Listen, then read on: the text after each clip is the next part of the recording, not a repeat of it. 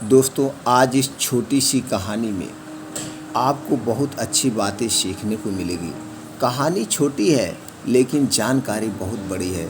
सिर्फ आपको 3 मिनट में ज़िंदगी की वो बड़ी सीख मिल जाएगी जिसे आप अपने जीवन में एक सफल आदमी बन सकते हैं। राधे राधे, जय श्री कृष्ण। दोस्तों, आप सबका हमारी इस कहानी के चैनल में एक बार फिर स्वागत व अभिनंदन है। दोस्तों, आप हमारी फैमिली से जुड़ना चाहते हैं तो चैनल को सब्सक्राइब करके बेल आइकॉन का बटन ऑन कर दीजिए, जिससे हर एक वीडियो की नोटिफिकेशन आप तक पहुंचते रहे। चलिए दोस्तों, आज हम एक जो नई जानकारी सीखने वाले हैं। एक बार एक गांव में साधु रहता था। वह गांव के बाहर वन में अपनी कुटिया में जा रहा था। इसी रास्ते में बाजार पड़ा। यहाँ से गुजरते हुए साधु की नज़र एक दुकान पर पड़ी। यहाँ कई सारी टोकरियाँ पड़ी हुई थी। उन टोकरियों में खजूर रखे हुए थे। खजूरों को देख साधु को लालच आ गया। उसका मन खजूर खाने को करने लगा, लेकिन उसके पास पैसे नहीं थे। ऐसे में उसे अपने मन को काबू में रखना ही पड़ा। फिर वो कुटिया की तरफ चल पड़ा। अपने कुटिया में गया। साधु अपने कुटिया में पहुंच गया, लेकिन फिर भी खजूर खाने का विचार मन से नहीं गया।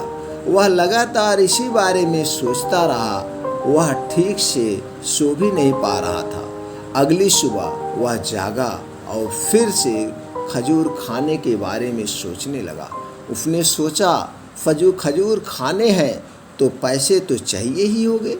ऐसे में साधु सूखी लकड़ियाँ बेचकर खजूर खाने की लायक पैसों में जुटा गया कि हमें किसी भी तरह से खजूर खाना है, और वह लकड़ियाँ इकट्ठा करता और पैसे जुटाने में जुट गया।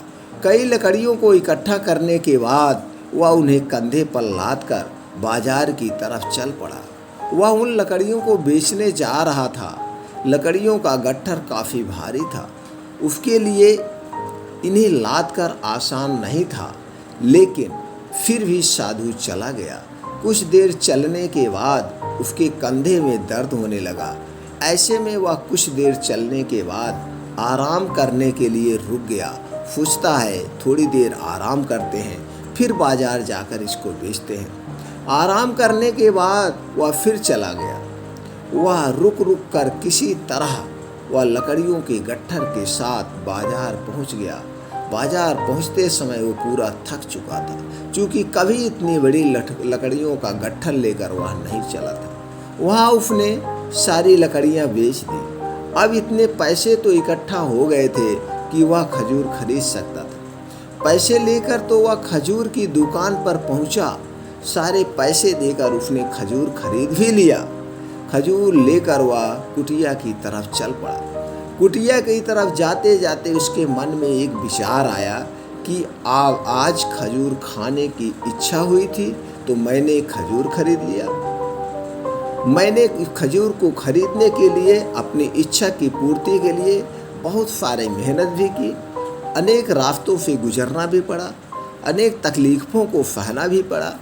कल अगर किसी और चीज़ की इच्छा होगी तो कभी नए कपड़े, कभी नया घर आदि की, तो मैं क्या करूँगा। उसने सोचा कि वो तो एक साधु व्यक्ति है। इस तरह इच्छाओं के तले वह कब तक जिंदा रह सकता है? वो कब तक इच्छाओं का दास बना रहेगा? जैसे ही उसने ये सोचा तो उसने खजूर त्यागने का फैसला किया। नहीं, मैं अब ये खजूर नहीं खाऊंगा। रास्ते में गुजरते हुए एक गरीब व्यक्ति को खजूर को अपने सारे खजूर को दे दिया। इस तरह वह साधु की इच्छाओं का दास बनने से बच गया।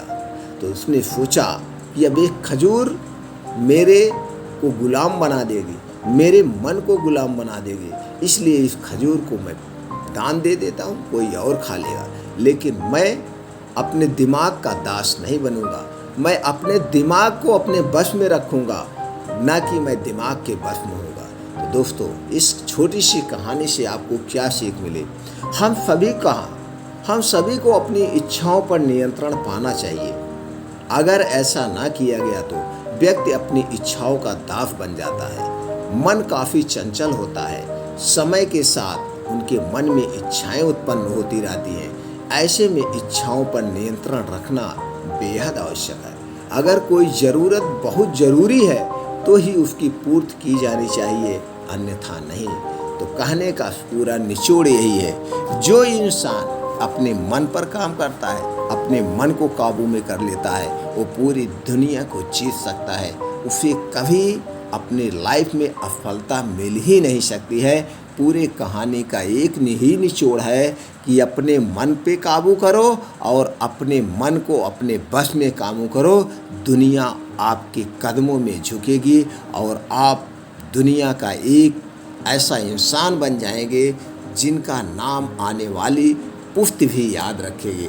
तो दोस्तों, इतिहास में नाम दर्ज करना है तो अपने मन पर काबू करिए, मन को कंट्रोल करिए, दुनिया आपको सलाम करेगी।